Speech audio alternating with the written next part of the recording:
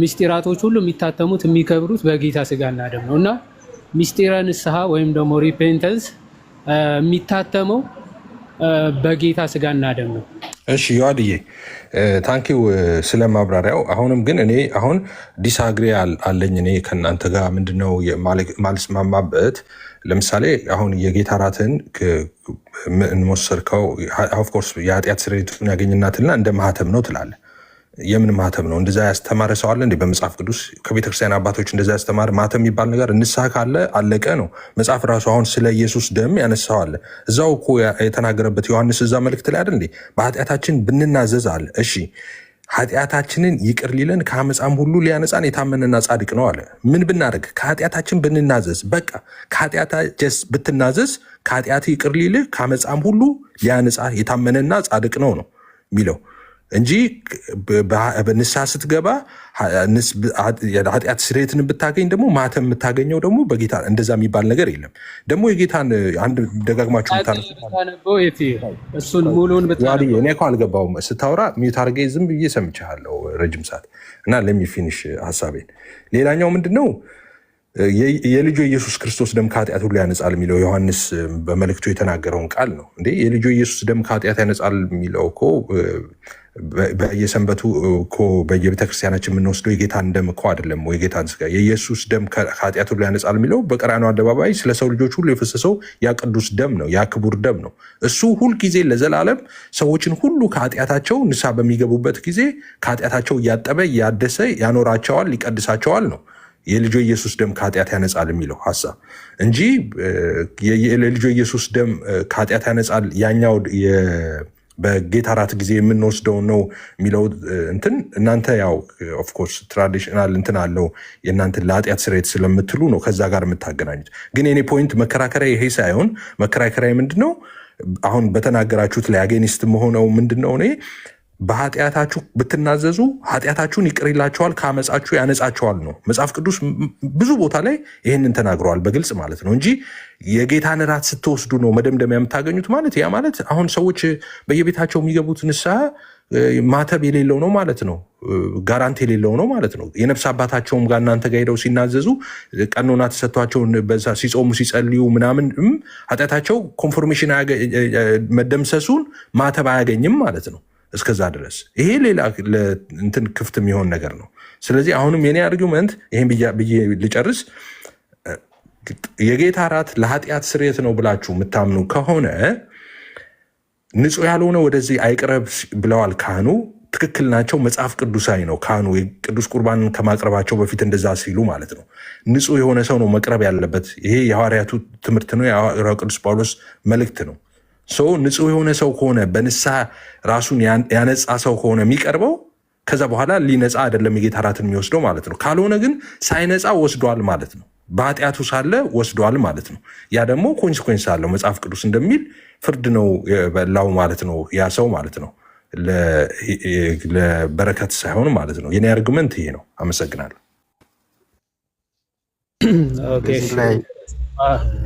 ከተሰማ እንዴ እኔ የማይመች ቦታ ነኝ። ይችን ልናገርና ትቀጥላላችሁ። እንግዲህ እንደተናገር ነው አሁን አንደኛ ዮሐንስ ላይ እንዳነሳኸው እዛ ቃል በቃል እንደሚናገረው ምንድነው መናዘዝ የግድ ያስፈልጋል ይላል። ከዛ የክርስቶስ ደም ከኃጢአት ሁሉ ያነጻል ይላል። ትክክል ነው። እኛ ስለ አንተ እምነት አይደለም እያወራን ያለ ነው። የኃጢአት ይቅርታ ወይም ደግሞ ንስሐ ፍጻሜውን የሚያገኘው በክርስቶስ ስጋና ደም የሚለውን ግን የሚያስረግጥ ነው አንደኛ ዮሐንስ እንደተናገርከው። ምክንያቱም በኃጢአታችን ሳንናዘዝ ብንቀርብ መዓትን ያመጣል። ትክክል ነው። ተናዘን ስንቀርብ ደግሞ ማህተምም ይሆናል ነው የክርስቶስ ደም ከኃጢአት ሁሉ ያነጻል ስለሚል ያ ክፍል ማለት ነው። ስለዚህ ያንን የክርስቶስ በዕለተ ዓርብ የተቆረሰው ስጋው የፈሰሰው ደሙ ደግሞ ቅዱስ ቁርባኑ ነው። ይሄ የትኛውም የቤተ ክርስቲያን አባት የሚያምነው እምነት ነው። መጽሐፍ ቅዱስም የሚናገረው ነው። ክርስቶስም ማቴዎስ ወንጌል ምዕራፍ 26 ከቁጥር 26 ላይ ስለ ብዙዎች ለኃጢአት ይቅርታ የሚፈሰው የአዲስ ኪዳን ደሜ ይህ ነው ብሎ የሰጣቸው ቅዱስ ቁርባን ነው። ለኃጢአት ይቅርታ የፈሰሰ ስጋው ደሙ ኦፍኮርስ ቁርባን ነው ማለት ነው። ሰው ማህተም የሚገኘው ተናዘ ህትመት ወይም ፍጻሜው ኦኬ ሲል የሚደረገው በምንድነው? በቅዱስ ቁርባን። ይሄ የታመነ የቤተ ክርስቲያን ትምህርት ነው። ኦኬ፣ የታመነ የመጽሐፍ ቅዱስ ትምህርት ነው ማለት ነው። ይህንን ልታውቀው ይገባል ማለት ነው። ከዛ በመቀጠል ይሄ ንጹህ ያልሆነ የሚለው ቀደምም ነግሬያለሁ። ንጽህና ከምን አንጻር ነው? ባይዘወይ ሰው ፍጹም የሆነ አይደለም የሚለው። ኦኬ፣ ንጹህ ያልሆነ ሲባል ኦኬ፣ ራሱን ያልመረመረ። ልክ አንደኛ ቆሮንቶስም ሲናገር ምን ብሎ ነው የሚናገረው? ራሳችንን ብንፈትን ግን አይደለም የሚለው። ራሳችን ብንፈትን ግን ባልተፈረደብን ነበረ። ኦኬ፣ መፈተን ማለት መናዘዝ፣ ኃጢአትን መናዘዝ፣ ንስሐ መግባት ማለት ነው። ሶ ንስሐ ገብተው ስትገባ ኦፍኮርስ ፍርድ የሚያመጣ አይደለም። ነገር ግን በንቀት ዝም ብለህ ቸልተኝነት ንስሐ አያስፈልግም እንደው ራሱ ኃጢአት የሚያነጻ ነው እያልክ የቤተ ክርስቲያንን ስርዓትን ወይም ደግሞ አስተምህሮትን ትተህ ዝም ብለህ እንደፈለክ በራስ አስተምህሮ የምትሄድ ከሆነ በቸልተኝነት የምታደርገው ከሆነ ኦፍኮርስ መዓትን የሚያመጣ ነው። መዓትን ብቻ አይደለም የዘላለም ፍርድንም የጌታ ስጋና ደም ዕዳንም ጭምር የሚያመጣ ነው ማለት ነው። ሶ ንስሐ ገብተህ ፍጻሜውን የምታገኘው በጌታ ስጋና ደም ትክክል። ይሄ መጽሐፍ ቅዱስ የሚናገረው ነው፣ አባቶች የሚያምኑት ትምህርት ነው ለማለት ነው። እግዚአብሔር ይስጥልኝ። ቀጥሉ ወንድሞች። ይቅርታ መንገድ ላይ ሆኜ አልተመቸኝም ለዛ። እሺ ዮሐድዬ ከዛ እንትን ካልከው ልቀጥል። የሴናን መልስ ከመመለስ ልጀምር። ደም ሳይፈስ ስርየት የለም ትላለች ሴናዬ። ከዚህ ቅድም ዶክተር ሳምሪም ስታነሳው ነበር፣ እሱ መሰለኝ እሱን ሰምተሽ ነው ሴናዬ። ደም ሳይፈስ ስርየት የለም ማለት ስለ ቅዱስ ቁርባን አይደለም የሚያወራው እሱ። ዕብራውያን ላይ ኦልሬዲ ደም ፈሰሰ። ኦኬ፣ ስለ ኢየሱስ ነው የሚያወራው መስቀል ላይ ስለመፍጠር። እንደውም ኮምፓራቲቭ እንትን ይሰራል። ኮምፓራቲቭ እንትን ሰርቶ ነው። ለምሳሌ ዕብራውያን 9 ላይ ምን ይላል መሰለሽ?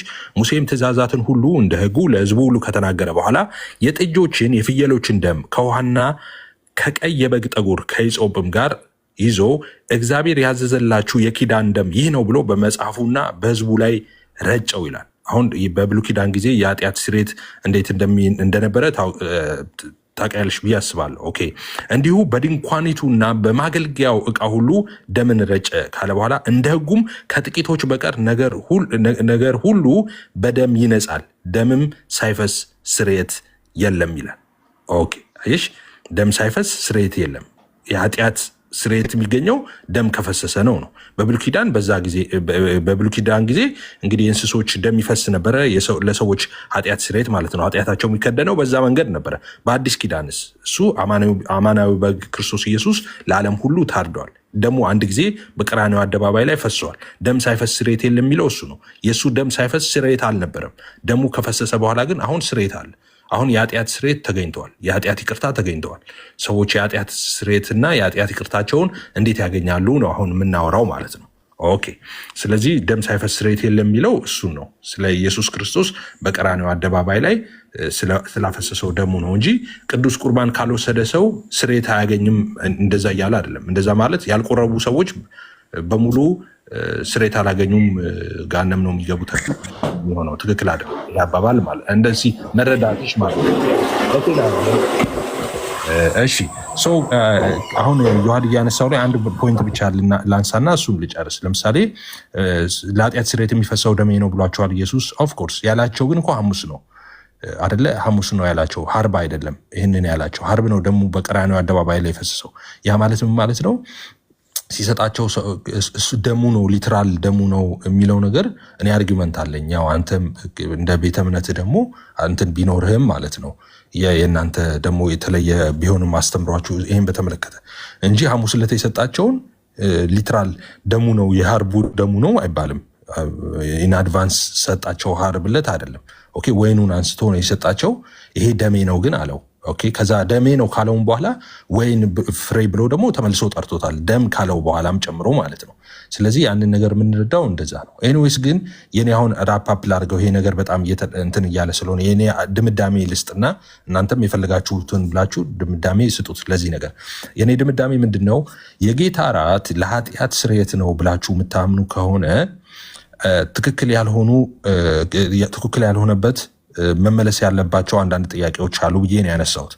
5 ጥያቄዎች አሉኝ መመለስ ያለበት ስል አዳምዬ አንሳ ሲለኝ እሺ ላንሳ 1-2 ብዬ ነው የጀመርኩት። ይሄንን አንደኛው ሰው የጌታ እራትን ሲወስድ ንጹህ ሆኖ ነው መውሰድ ያለበት። መጽሐፍ ቅዱሳዊ ነው። በእናንተም ቤተክርስቲያን ካህኑ በጣም ስትሪክትሊ አስጠንቅቀው ነው ንጹህ ያልሆነ እንዳይቀርብ የሚሉት ማለት ነው። ይሄ መጽሐፍ ቅዱሳዊ ነው፣ ትክክል ነው። ሰው ራሱን በንስሐ መርምሮና ፈትሾ በንስሐ ራሱን አጥቦ ነው ወደ ጌታ እራት መቅረብ ያለበት። በእኛም በፔንቴኮስታሎች እንደዛ ነው። ሰው ሳምንት ሙሉ ጾም ጸሎት ይዞ ንስሐ ገብቶ የተጣላው ካለ ይቅርታ ተጠያይቆ እንደዛ ነው ጌታ እራትን የሚወስደው። እንደዛ ካላደረገ አይወስድም። ካህኑም ያስጠነቅቃል ይሄንን። ኦኬ ሶ ለኃጢአት ስርየት ነው ከተባለ ግን ሰውየው ኦልሬዲ ንጹህ የሆነ ነው ይቅረብ የተባለው። ስለዚህ ሰውየው ንጹህ ሆኖ ነው የቀረበው። ንጹህ የሆነ ሰውዬ የትኛው ኃጢአቱ ነው የሚነጻው? ኦልሬዲ ነጽቶ ነው የቀረበው። አይ የቀረ ኃጢአት ነበረበት ከተባለ ከነ ኃጢአቱ ነው የወሰደው ማለት ነው። ያ ደግሞ ኮንሲኩዌንስ አለው። የካህኑንም ማስጠንቀቂያ ችላ ብለዋል፣ የእግዚአብሔርንም ቃል ትእዛዝ ተላልፈዋል ማለት ነው። ስለዚህ በሁለቱም ችግር አለው። የባሰ ደግሞ ችግር የሚያመጣው ንስሐ የኃጢአት ስርየት አያመጣም ወደሚል ድምዳሜ እንመጣለን። ምክንያቱም ሰውየው ንስሐ ገብተዋል። ስለዚህ ንስሐ ያስተረፈው የሆነ ኃጢአት አለ ማለት ነው። 50 ተሰርዞ ወይ 90 ተሰርዞ የቀረ 10% አለ ማለት ነው። ሙሉ ለሙሉ ግን በንስሐ ኃጢአቱ የሚወገድ ከሆነ የሰውየው ልክ መጽሐፍ እንደሚለው ማለት ነው ኃጢአቱን ቢናዘዝ ከኃጢአቱ ፈጽሞ ሊያነጻው የታመነና ጻድቅ ነው ይላል። የታመነና ጻድቅ ነው ማለት በቃ ይሄ በዚህ እግዚአብሔር ፈጽሞ የታመነ ነው ጻድቅ ነው ያደርገዋል ማለት ነው። አንድ ሰው ኃጢአቱን ሲናዘዝ ፈጽሞ ከኃጢአቱ ያጥበዋል ማለት ነው። ዮሐንስ በመልእክቱ ይህንን ነው የነገረን። ስለዚህ የንስሐንም ታማኝነት ጥያቄ ምልክት ውስጥ የሚያስገባ ነው የኔ አርግመንት።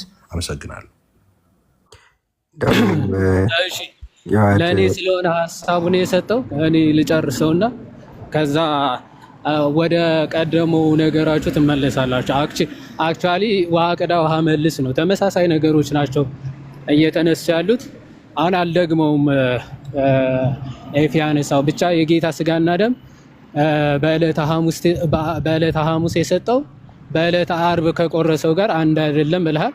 እሱ ያልከው አንተ ነህ። ቃሉን አልቀበልም እያልክ ነው ማለት ነው። ምክንያቱም ክርስቶስ ቃል በቃል የተናገረው ለሐዋርያቶቹ ሲሰጣቸው ይህ ኦኬ ስለ ብዙዎች ለኃጢአት ይቅርታ ኦኬ በቀራኒዮስ የሚቆረሰው ስጋዬ ነው እንካችሁ ሁላችሁ ከእርሱ ብሉ ብሎ ሰጣቸው።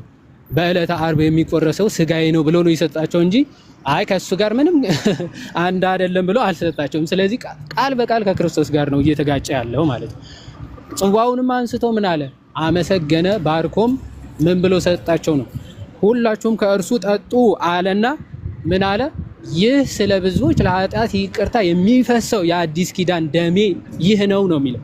በቃ ለብዙዎች ለኃጢአት ይቅርታ የሚፈሰው ማለት በዕለተ ዓርብ ነው የክርስቶስ ደም እንግዲህ የፈሰሰው ስለ ብዙዎች ለኃጢአት ይቅርታ ማለት ነው።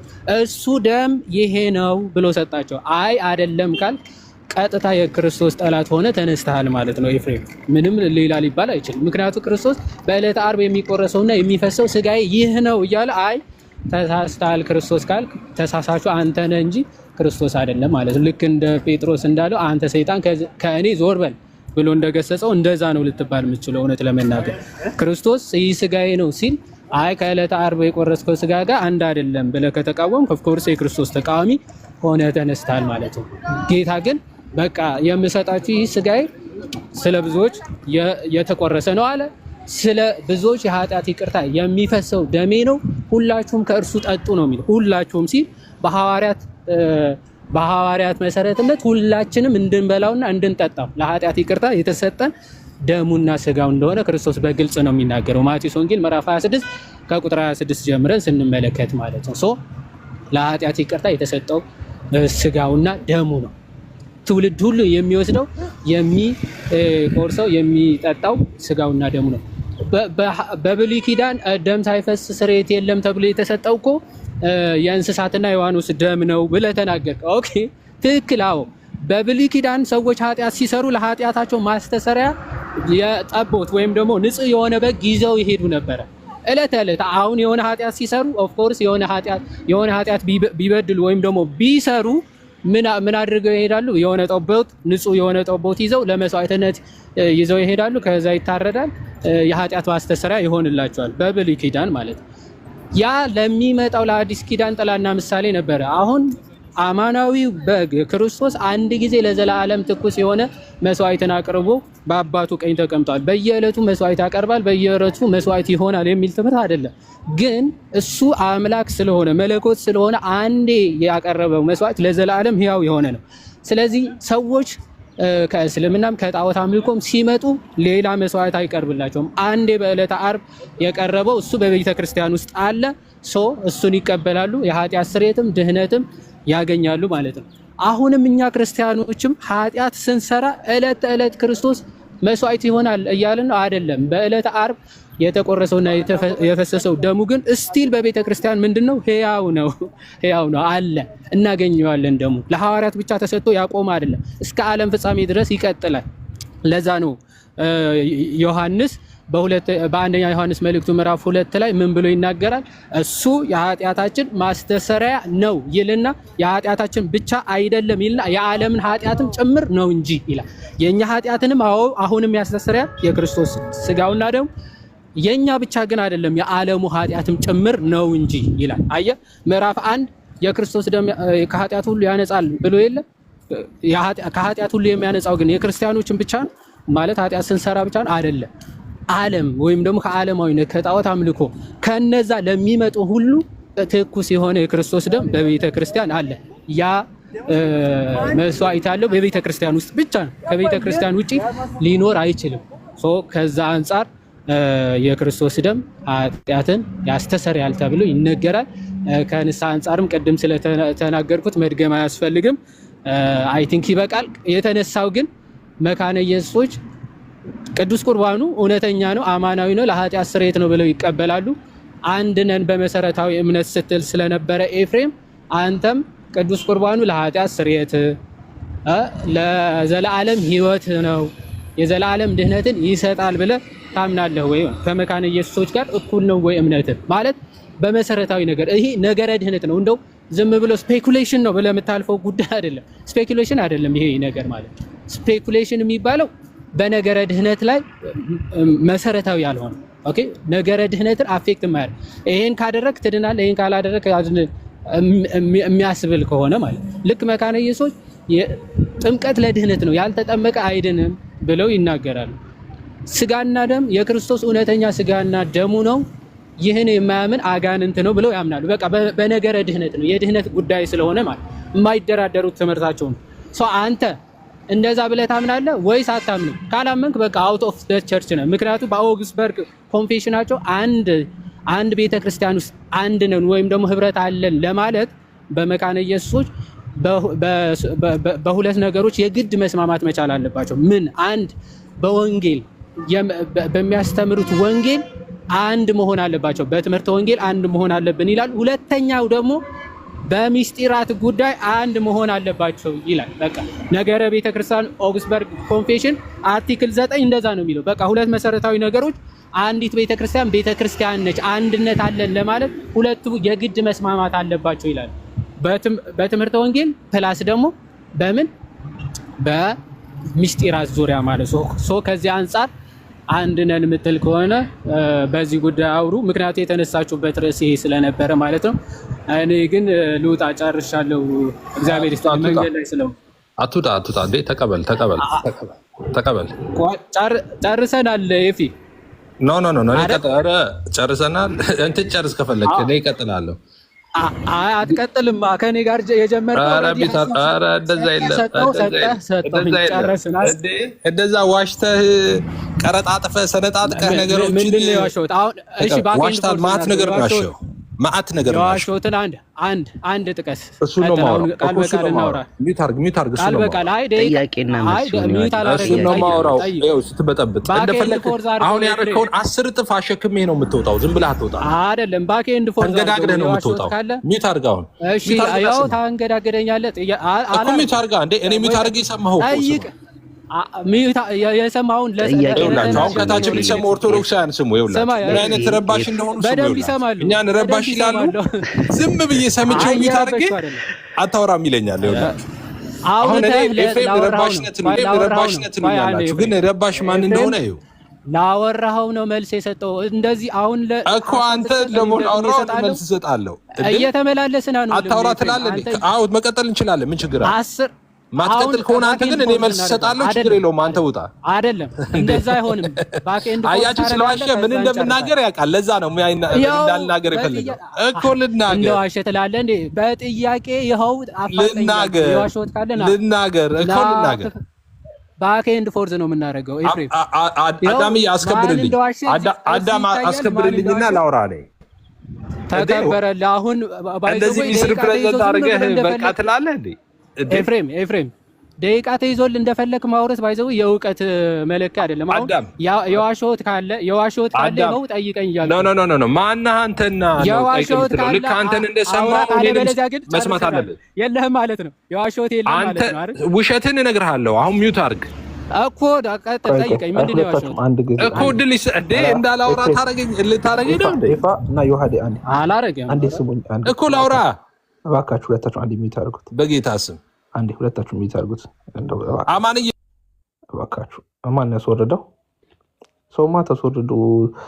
አይ ሀሳቡ ላይ ብናወራ ጥሩ ነው። ረጋ ብለን ኤፍሬም ጠየቀ፣ ዮሐን መለሰ፣ እንደዛ እያለ ሄዶ በቃ ዮሐን ጋር ያልቃል። የምትከራከሩ ግን ከሆነ ሁለታችሁ ተሳድሩ ነውና ሀሳቡን ሳይረሳ በተነሳው ቶፒክ ላይ ብናወራ ጥሩ መሰለኝ።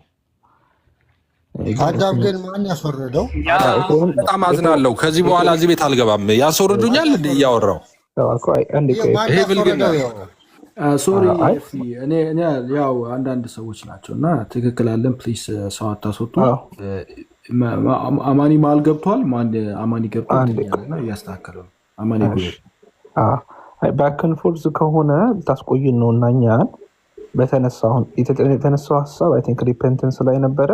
አሁን ወደ ሌላ ነገር ከገባችሁ ርዕሱም ሰፍቶ እንዳንቆይ። አማን ይሄ የሚሆነው እኔ ከተናገርኩ በኋላ ነው። ይሄን የምትናገረው እኔ ከተናገርኩ በኋላ እሱ ተናግሯል አይደል? ኤፋ ስትናገር ግን አንተ ዮሐድ መልሶ ደግሞ ይናገራል። ይናገራ ምን አገባኝ እና ካዲያ እሱ ስለሚናገራል ተብሎ እኔ አልናገርም እንዴ? ህልም ተፈርቶ ሳይተኛ አይታደርም አሉ። እሱ አይናገርም ተብሎ ካዲያ እኔ ዝም ልበል እንዴ? ቤተ እምነቴ ላይ ዋሽቶ እኔ ላይ ዋሽቶ ቆይ የዋሽውን 2 ደቂቃ ሰድና አፍርስ። እሱ ደግሞ 2 ደቂቃ ኖ ለምን ያው ሁሉ ደቂቃ 5 ደቂቃ ስጠኝና 5 ደቂቃ አወራለሁ። ምንድነው 5 ደቂቃ የምንሰማው? ይፋ ለምን ሀሳቡ ላይ ለምን አንዴ እሱን 10 ደቂቃ አይደል የሰማኸው?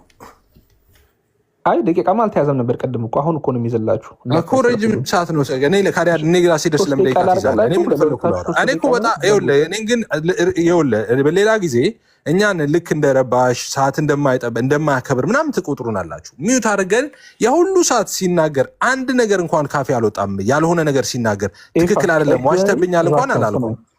ሲያልቅ ልግባ ስል አታውራም ትሉኛላችሁ። እንደዚህ ፌር ነው? ኤፍሬም ስማኝ፣ እየሰማኝ እኮ አይደለም። አሁን ቅድም ሰዓት እየተያዘን ነበር። አንተ እንደፈለግ አወራህ፣ ዮሐድዬ እንደፈለግ አወራህ፣ እየተቀባበላችሁ አወራህ። አሁን ግን እንዳይረዝምም የሆነ ነገር ማጠቃለያ እንዲሆን በቃ 3 ደቂቃ ውሰዱና የተነሳው ነጥብ ላይ ትክክል አይደለም የምትለው ላይ ተሳስቷል የምትለው ላይ አፍርስ፣ ችግር የለም። ዮሐድም ደግሞ 3 ደቂቃ ወስዶ የተነገረው ላይ ያፍርስ። በቃ ወደ ሀሳቡ ደግሞ እንመለስ። አይመስልህም? ተስማምቻለሁ። በቃ መልካም 3 ደቂቃ አድርጉላቸው ደቂቃ። ኤፋ ይጀምራል፣ ነጥቦችን ያስቀምጣል። እባካችሁ ፖይንቱ ላይ ብቻ ለማውራት ሞክሩ። ሀሳቡን እንደፈለኩ ላድርግ። አሁን ዮሐድ ምንድን ነው አንድ የቀጠፈው ነገር እዛ ጋር ሐሙስ ዕለት ነው ኢየሱስ የሰጠው። ስለዚህ ዓርብ ነው ደግሞ የፈሰሰው። ሊትራል ደግሞ አይደለም የሚለውን ደሜ ነው ብሏል። ደሜ ነው እንዳለማ እኔ ደጋግሜ እነግርሃለሁ። ኢየሱስ ደሜ ነው ብሏል። ደሜ ነው ያለውን ራሱ እንደገና ወይን ብሎ ጠርቶታል። ግን ኢየሱስ ዓርብ አይደለም ሊትራል ደግሞ አይደለም ማለት ነው። ዓርብ ከሆነ የደፈሰሰው ደግሞ ሌላ ለምን እንትን አልልም ሂድ እንዳለው ሴጣን ምናምን ትላለህ እንዴ? ሐዋርያ ቅዱስ ጳውሎስ ይህንን ምን ይላል መሰለህ? የምንባረከው የበረከት ጽዋ ከክርስቶስ ደም ጋር ህብረት ያለው አይደለም እንዲ አለ። ወይ ተበላህ። አየህ ምን አለ ሐዋርያ ቅዱስ ጳውሎስ? የምንባረከው የበረከት ጽዋ አንተ ቅዱስ ቁርባን ብለህ የምትወስደው ከክርስቶስ ደም ጋር ህብረት አለው ይላል። ህብረት አለው፣ እኛም ህብረት አለው ብለን እናምናለን። ህብረት አለው ማለት ሊትራል ደሙ ነው ማለት አይደለም። ከዛ ከኢየሱስ ደሙ ጋር ከሊትራሉ ጋር ህብረት አለው እያለህ ነው። ስለዚህ ሊትራል አይደለም ማለት ነው። ኢየሱስ ደሜ ያለውን መልሶ ወይን ብሎ ጠርቶታል። ስለዚህ ትክክል አይደለህም ማለት ነው። ለምንድን ነው ሀሳብ የምታስቀይረው? አሁንም ደጋግሜ የምናገረው የእናንተው ካህን ንጹሕ ያልሆነ ወደዚህ አይቅረብ ይላል። ንጹህ የሆነ ነው የሚቀርበው የጌታ እራትን የሚወስደው። ንጹህ የሆነ ደግሞ ከወሰደ ለኃጢአት ስርየት ነው ልትል አትችልም ነው። ለኃጢአት ስርየት ከሆነ የሚወስደው ኦኬ ንጹህ ሳይሆን ነው የወሰደው ማለት ነው። የካህኑንም ትእዛዝ ቸል ብለዋል፣ የመጽሐፍ ቅዱስንም እውነት ተላልፈዋል ማለት ነው። አንተ ምን ትለኛለህ? አይ ኃጢአቱ በንስሐ ቢነጻም ማተብ የሚመታው ግን በጌታ ስጋና ደም ነው። ኧረ እባክህ፣ ስለዚህ ማተብ ካልተመታ ንስሐ አይሰራም እያልክ ነው። የንስሐ አባት ጋር ሄደህ የምትናዘዘውና የምትቀበለው ቀኖና ሁሉ አይሰራም ማለት ነው ማተብ ካላገኘ። ኦኬ ኢየሱስ ግን ሲናገር፣ ዮሐንስም ሲናገር ስለ ኢየሱስ አንድ ሰው ከተናዘዘ ከኃጢአቱ ሊያነጻው ፍጹም ጻድቅ ነው ይላል። ስለ ኢየሱስ ሲናገር ፍጹም ጻድቅ ነው ኢየሱስ። ምን ሊያደርግ? አንድ ሰው ሲናዘዝ ከኃጢአቱ ሊያነጻው። ስለዚህ አንድ ሰው በኃጢአቱ ሲናዘዝ ከኃጢአቱ ይነጻል፣ ኢየሱስ ያነጻዋል። እኔ አይደለም ዮሐንስ ነው ያለው። ይሄንን ሂድና መልእክቱ አንድ ላይ ይኸው በመልእክቱ ላይ። ስለዚህ አንድ ሰው ከተናዘዘ በኋላ ኃጢአቱ አይነጻም። ስለዚህ ኃጢአቱ እንዲነጻ ነው፣ ለኃጢአት ስርየት ነው የጌታ እራትን የሚወስደው ካልክ ከአንተ ከቤተ እምነትም ጋር ትጋጫለህ፣ ከጳውሎስም ጋር ትጋጫለህ፣ ከራስ ጋር ትጋጫለህ፣ ከፍጥረት ሁሉ ጋር ነው የምትጋጨው ማለት ነው። ስለዚህ የሚያዋጣው ልክ እንደ ፔንቴኮስታሉ ንስሐ ገብተን በኃጢአታችን ተናዘን ንጹህ ሆነን ከዛ በኋላ የጌታ እራትን ደግሞ እንወስዳለን ማለት ነው የሚሻለው። አለበለዚያ ሌላ ደግሞ ያነሳው ቅድም የተናገርኩት ጋር የብሉይ ኪዳን ምናምን አልከው ንጽጽር አምጥቷል ብዬ ነው የተናገርኩት። የልጁ ኢየሱስ ደም ከኃጢአት ሁሉ ያነጻል የሚለውንም አንስተ ነበር። እሺ አንደኛው ብቻ ላይ ደቂቃ ስለሌለኝ ማለት ነው። ደም ሳይፈስ ስርየት የለም ይላል እና ደም አልፈሰሰም እንዴ? እና ደም በየሁዱ ይፈሳል እያልክ ነው እንዴ? ዳግመኛ መስዋዕት ሊያደርግ ራሱን አያስፈልገውም አይልም እንዴ መጽሐፍ ቅዱስ? ካደ አንዴ ደሙ ፈሷል ማለት ነው። ያኔ ጌታ እራትን የማይወስዱ ሰዎች ሁሉ ሲኦል ሊገቡ ነው እያልክ ነው። ምክንያቱም ደም የምትለው አንተ ደሙ ሳይፈስ ስርየት የለም የሚባለው ቅዱስ ቁርባን ነው እያልክ ነው። ስለዚህ ቅዱስ ቁርባን ያልወሰደው ሁሉ ሲኦል እየገባ ነው እያልክ ነው እንዴ? ከራሳችሁ ትምህርት ጋር አትሊስት አልተግባቡም እንዴ? አመሰግናለሁ። ኦኬ እሺ፣ ደቂቃውን ሴት ይደረግና እኔ ደግሞ ልቀጥል። እሺ አክቹዋሊ ቅድም ኦልሬዲ የተመለሰ መልስ ነው። እኔ ደቂቃው ራሱ ለምን እንዳስፈለገ አላውቅም። ቅድም የተባለውን ነው የደገምከው፣ አዲስ የተለየ ነገር አላመጣም።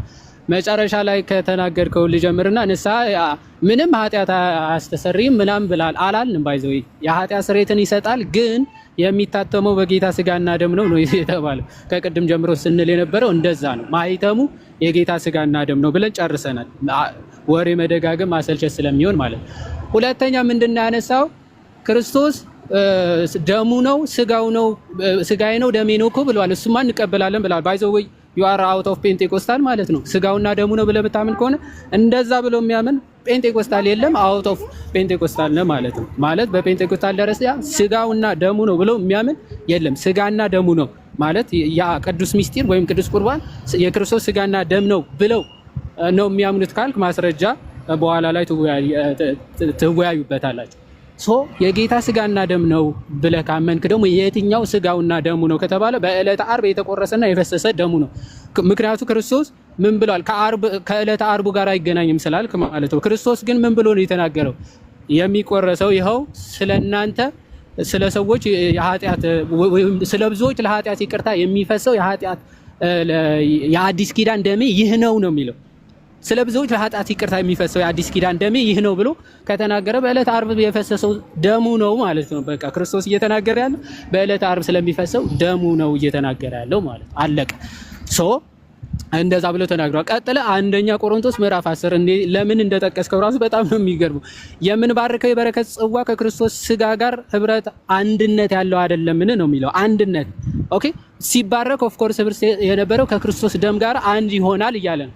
የምንባርከው የበረከት ጽዋም ከክርስቶስ ደም ጋር ህብረት አንድነት ያለው አይደለም ወይ እያለ ነው አለና ቀጥሎ ምን ይላል መሰለ? አንድ እንጀራ ስለሆነ እኛ ብዙዎች ስንሆን አንድ ስጋ ነን አለ። በጣም በሚገርም ሁኔታ ክርስቲያኖችን ሁሉ አንድ የሚያደርጋቸው ይህ ሚስጢር ነው አለ። በቃ አለቀ። ስለዚህ በዚህ ቅዱስ ሚስጢር ካልሆነ በስተቀር አንድነት ሊገኝ ራሱ አይችልም አለ።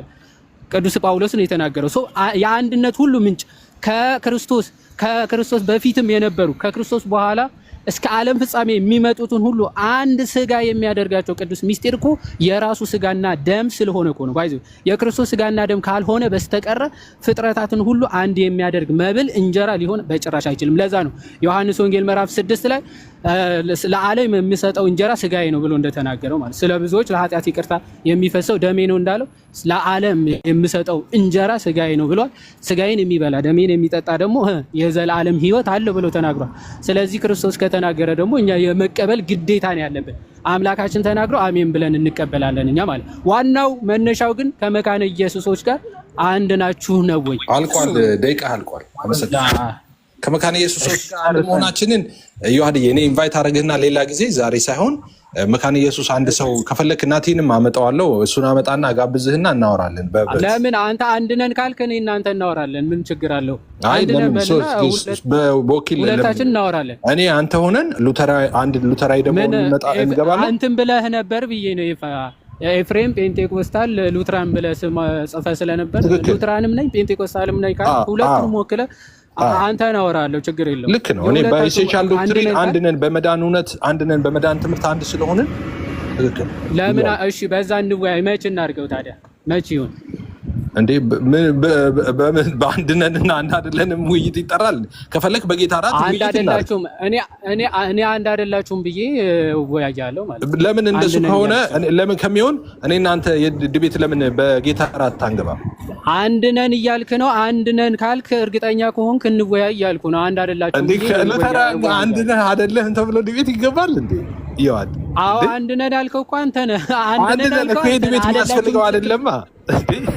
ለምን እንደው የማያስፈልገው በመዳን ዙሪያ አንድ ነን እያልን የውይይት ጥሪ ብለን ኤፍሬም ከሉተራን ጋር አንድ ነው አይደለም ብለን ርዕስ ሰተን እንግባ። ኧረ በኢየሱስ ስም አይደለም። ኤፍሬም አንተ እኮ አይደለም፣ ኤፍሬም እኮ አይደለም። ፔንቴኮስታል ከሉተራን ጋር በመዳን ትምህርት አንድ ናቸው ወይስ አንድ አይደሉም እንጂ አንተ ሆንክ ካልሆንክ እሱ እኮ የራሱ እኮ እንደሱ ከሆነ የሚሆነው እንደዚህ ነው። ያዋድዬ አንተ ኑንና ሉተራን አንድ ሐሳቤን ሰማኝ ነው። እሺ ለምን አንተ አንድ ነን እንደሱ አንድ መሆናችንን አለመሆናችንን ከኛ አትሰማም እንደ ይዛ ኦኬ፣ ይቻላል ካቀረብክ ደስ ይለኛል። ይዘና እንደሱ እናርግ እኮ ነው ይምጣ፣ ደስ ይለኛል። አንተ የምንልና እንወያይ እንደሱ ገብተን ማለት ነው። እንደሱ ይሻላል። አንድ ናችሁ ወይስ አይደላችሁም? እሺ ይቻላል። የምትፈልገውን ይዘና መቼ እናድርገው? በውስጥ ትጽፍልኛለህ? እሺ በውስጥ ልጻፍልንና ማን አሳይን እንደማድረግ እዛ ገብተን ሶስታችን እንደዛ እናወራለን። ይቅርታ አድርጉልና ርዕሱ ምንድነው? ርዕሱ የሚሆነው ፔንቴኮስታልና ሉትራኖች በመዳን ትምህርት አንድ ናቸው ወይ? ኢፋ አንድ ናቸው ብለን የምታምነው? እኔ በኤሴንሻል በሆኑ ዶክትሪኖች አንድ ነን ብዬ ነው ማምነው ከሉተራን ጋር የትራዲሽን ልዩነታችን የተጠበቀ እንደሆነ ማለት ነው። ለምሳሌ በነገረ ድነት ላይ በዩካሪስት ላይ አንድ ነው ብለህ የምታምነው? እሺ አሁን ዩካሪስትንም እነሱ የሚረዱበት መንገድ ሌሴ ለምሳሌ ስለ ደህንነት ስታወራ አንድ ናችሁ ስትለኝ አሁን በደህንነት ከሉተራን ጋር አንድ ናችሁ ወይ ስትለኝ አዎ ልህና ማነሳልህ ምንድን ነው የሁለታችንም አርማ የሆነው ማለት ነው። ላይክ አዝ ፍላግ የደህንነት አርማ ብለን እንትን ያልነው ስቴትመንት አለ። ሰው ሚድነው በእግዚአብሔር ጸጋ ብቻ በእምነት በኩል ብቻ በኢየሱስ ክርስቶስ ብቻ ነው። ይህን እኔም ሉተራንም ሰው ሚድነው እንደዚህ ነው ብለን ነው ምናምነው። ስለዚህ የምነሳለ ከዚህ ነው። ይህን እንደዚህ ያምናለሁ፣ እነሱም እንደዚህ ያምናሉ። ከዛ ብሬክ ዳውን ስታደረግ ወደ ታች ሄደ። ለምሳሌ ጥምቀት ላይ፣ የጌታ እራት ላይ፣ ሳክረመንቶች ላይ እንደዚህ የምታወራ ከሆነ እሱ ጋር ልዩነት አለን። የትራዲሽን ምንም ጥያቄ የለውም። እሱ የታወቀ ነው፣ የተገለጠ ነው። እሱ ደግሞ በመዳን አንድ አይደላችሁም ማያስብል እንደሆነ ነው ለማሳየት የሚሆነው ውይይቱ ማለት ነው። ያን ዋናውን የሚያፈርስ አይደለም፣ መሰረቱን የሚያፈርስ አይደለም የሚሆን ነው ውይይቱ እንጂ የትራዲሽን ልዩነት እንዳለ የታወቀ ነው። አማኑ አሁን በተነሳው ርዕስ ጉዳይ ላይ አሁን ስትከራከሩበት በነበረው ዩካሪስት ወይ ደግሞ የጌታ ስጋና ደም በሉተራን ውይይቱን ጀመርክ እንዲ አሁን ርዕሱ እሱ ስለሆነ ነው። ለነገሩ እኮ ሌላ ጊዜ ሶስት ሆነን እናርግ እኮ ተባባልን አይደለ? እሺ በቃ እኔንም እሺ ጋብዞኝ እንግዲህ እጋብዝሃለሁ። ተሰብስበን እንደዛ እናወራለን። እሱን ሉተራውያን ባሉበት ምን አንድ አረገን ምንድን ነው የሚለየን ይሄ ነገር ደህንነት ላይ ምናምን የሚለውን ነገር በዝርዝር ማንሳት እንችላለን። ሉተራኖች እኮ አያስፈልጉም። ቡክ ኦፍ ኮንኮርድ ታመጣለህ። አያስፈልጉም። ቢኖሩ ጥሩ ነው። ቡክ ኦፍ ኮንኮርድን በተሻለ ሊያስረዱ የሚችሉ ሉተራውያን ይኖራሉ፣ ከኛ የተሻለ ሊያብራሩ የሚችሉ። ስለዚህ እሺ ስለዚህ እሱን ለመረዳት ውይይቱን አሁን አልከፍተውም። ይያዝና ውይይቱ አንተና ዮሐዴን የምትወያዩት ነው። አይ እኔና ዮሐድ ሳንሆን እኔ ዮሐድ ሆነን አንድ እሱም ከፈለገ ሰው ይጨምርና ሉተራውያንን እንጨምርና አንድ ሉተራዊ ወይ ሁለትም ዋሪቨር ከዛ በኋላ እንደዛ መወያየት እንችላለን። ይሄ ላይክ እንደ ፎርማል ዲቤት ሳይሆን እንደዚሁ እንዳሁኑ ኢንፎርማል ዲቤት ነገር ማለት ነው። አሁን ዛሬ እንደምናደርገው በየቀኑ እንደምናደርገው ማለት ነው። ኦኬ ስለዚህ በኤሴንሻል ዶክትሪን አንድ ነን ብለን የምታምነው አንተ ልክ ነኝ? አይ ምን እኔ እላለሁ የኔ ምኞት ነው እንዴ ዌብሳይታችን ላይ ገብተህ የኢትዮጵያ ወንጌላውያን ቤተክርስቲያናት ህብረት ዌብሳይት ላይ ግባና አንድ ነን በዚህ ኤሴንሻል ዶክትሪን 7ቱ ዶክትሪናችን ይሄ ነው ብለው ኦልሬዲ ለጥፈዋል። መካነ ኢየሱስና ሙሉ ወንጌል ተጨባብጠው እኔ ምን አደርገዋለሁ? እዚህ ጋር ብዙ ነገር እሺ ለያዘው ለዛው ውይይት ይዤ እመጣለሁ ማለት ነው። እሺ ችግር የለም። መልካም በቃ በነገረ ድነት ላይ ትወያያላችሁ። እሺ አሁን አዳም ርዕሱ ምራውና ወደ ቀደሙ ሐሳብን ብንሄድ እዛ ላይ ሐሳብ ብንሰጥ ደስ ባለኝ። የቀደሙ የተከፈተው ርዕስ አይ ቲንክ ከዩካሪስት ጋር ተያይዞ ይመስላል። እሱ ላይ ውይይት ብናደርግ እኛም ሐሳባችንን ብንሰጥ ጥሩ መሰለኝና ሐሳብን መስጠት ትፈልጋለህ? አማን እንትን ርዕሱን ግን አስቀምጠው አሁን እንትን ሆነ ትንሽ ቦርቀቅ አለና ሰብሰብ አድርጉትና ርዕሱን አይ ቲንክ አስቀድማችሁም ስለከፈታችሁ ከዛ ያው ውይይቱ አሁን የሚደረገው ቆየው በጣም እና እናንተ ተነጋገሩ። አመሰግናለሁ። ሳትወጣ በፊት ያው በሁለቱም በኩል ተወያዮቹ እዚህ ስላሉ አንድ መልእክት ብቻ። እሺ ስትወያዩ በፍቅር ቢሆን እንትን የሆነ ቃል ባትጠቀሙ ብዙውን ሰው የሚያስከፋው በሁለቱም በኩል እሱ ስለሆነ ማለትም ትምህርት ላይ ያው ልዩነት አለ። ትምህርቱ ላይ ብትወያዩ ስፒሪዬ እኔ ደግሞ የምናደደው ለመሰለ እኔ የምናደደው በሚናገረው ሰው ሳይሆን እንደዚህ አንተ አሁን ሁልጊዜ ያለው ጎበዝ ራሽናል ነህ ምናምን ትክክል ያልሆነ ነገር ስታይ ታደርጋለህ። እኔ ግን የምናደደው መሀል በሚገቡ ሰዎች ሁሌ እንደተናደድኩ ነው። ኤፍሬም ጥፋተኛ ከሆነ በቃ አሁን ከላይፍ ሰውጣ ጻፍልኝና ኤፍሬም እንደዚህ አድርጋል ትክክል አይደለም ዛሬ ይሄን አሻሽል በለኝ። ዮሐድ ከነበረ ስህተት ያለበት ዮሐድን ትክክል አይደለም ዮሐድ እንዲህ ማለት አልነበረብም እንዲህ በልና ዮሐድን አድርገው እኔ የሚለኝ ገብቶኛል። አሁን እንደዚህ አይደለም ማልወደው እኔ አንተም ተው። አሁን እኔ ዛሬ ተበድያለሁ። እኔ ዮሐድን በትህትና እያወራሁት አንድ ነገር ካፌ ሳይወጣ እያወራሁት አጋንንት ምናምን እያለኝ ነው የጀመረው ማለት ነው። እድል መስጠት አለበት ያልሁት ለዛ ነው እኔ መጨረሻ ላይ ያወራሁት ማለት ነው። ዲስሪስፔክት ማድረግ የጀመረው እሱ ነው። ይህን ማታምን ከሆነ ሂድ አንተ ሰይጣን ትባላለህ ምናምን እያለኝ ካዲያ እንደዚህ ሲሆን ዮሐድን ነው እናንተ ወንድሞቹ ከሆናችሁ ዮሐድን ላይቭም ባይሆን ኤፍሬምን በስነ ስርዓት እያወራህ ነበረ። እንደዚህ ብለህ ፕሮቮክ ማድረግ አልነበረብን ብላችሁ በውስጥ ማውራት ነው ከሱ ጋር። ለምን እኔን አንተም ተው ልክ እኔ ሆንኩኝ አድርጋችሁ እዚህ ጋር አይደለም እኮ አጠቃላይ ብዙ ሰው የተጎዳው በሱ ነው። በሁለቱም በኩል ብዬ የተነሳሁት በእኛም በኩል ጥፋት አለ፣ በእናንተም ጥፋት አለ። ቃሉ ላይ ትንሽ በፍቅር ብትወያዩ ነው የኔ ሐሳብ እንጂ ኤፍ አጠፋ አማን አጠፋ እያልኩ አይደለም። እግዚአብሔርን ቃል የምትነጋገሩት እውቀት አላችሁ። ይሄንን ነገር በፍቅር ብታደርጉት ደግሞ ብዙ ሰው ይማራል። እሱን ነው አንተ አጠፋክ ወይም ዮሐድ አጠፋ እያልኩ አይደለም። አሁን ልጄ እያጠፋ ነው እዚህ እናንተ ሳወራ ምግቡን እንዳለ ዘረገፈው። ቀጥሎ። እሺ ምናልባት እኔ ያልኩት ከመሰለ አክቹአሊ እኔ እየተናገርኩ የነበረው ከመካነ ኢየሱስ አንጻር እንደዛ ብለህ ነው የምታምነው አንተ ማለት አንድ ነን እያልክ ነበረ።